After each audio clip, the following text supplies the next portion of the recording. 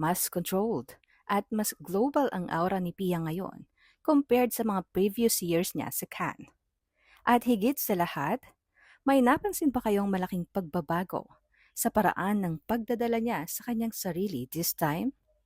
Hindi na nga bago sa 2015 Miss Universe na si Pia Wurtzbach ang Cannes scene.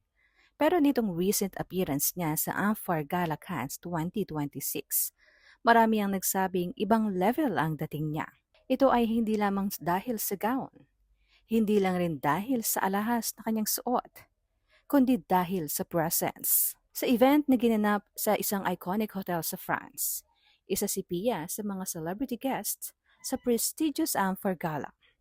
Isang fundraising event para sa HIV/AIDS research na dinadaluhan ng mga global stars, fashion icons at industry elites taon-taon. At dito naging interesting ang lahat habang karamihan nakafocus sa pinakabonggang outfits at celebrity sightings.